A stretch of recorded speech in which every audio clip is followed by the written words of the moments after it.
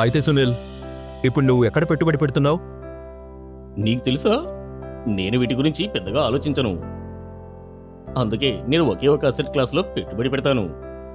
కానీ నేను నమ్ముతున్నానంటే investment portfolio diversify చేస్తూ ఉండాలి. డైవర్సిఫికేషన్ దాని అవసరం ఏముంది? ఇది అవసరం. నువ్వు నీ డబ్బుని వివిధ అసెట్ క్లాస్లో పెట్టుబడి పెట్టాలి.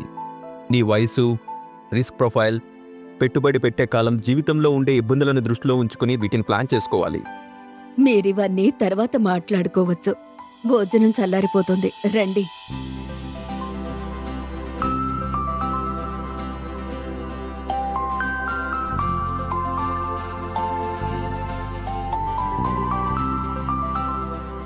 అయ్యో వదిన గారు, ఏం చేస్తున్నారు?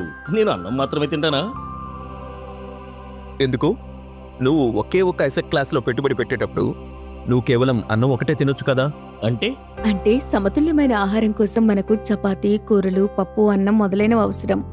అదేవిధంగా ఆరోగ్యకరమైన మరియు సరైన పెట్టుబడి కోసం పోర్టుఫోలియోలో డైవర్సిఫికేషన్ ఖచ్చితంగా ఉండాలి. అది ఎలా?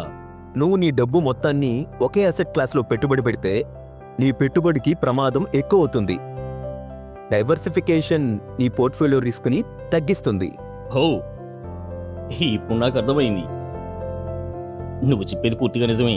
ఇప్పుడు నాకు పప్పు కూరలు కూడా వడ్డించండి, ఆకలిగా ఉంది. ఖచ్చితంగా కానివు. మనం ప్రతిరోజు తినేటప్పుడు ఆరోగ్యంగా ఉండడానికి వివిధ రకాల ఆహారాన్ని కలిపినట్లే, అదేవిధంగా మీ పోర్ట్ఫోలియోని ఆరోగ్యంగా ఉంచుకోవాలంటే వేరువేరు అసెట్ క్లాసెస్లో పెట్టుబడి పెట్టండి. వాటిలో కమోడిటీస్ కూడా ఉన్నాయి. తెలివిగా ఉండండి, సరిగ్గా పెట్టుబడి పెట్టండి.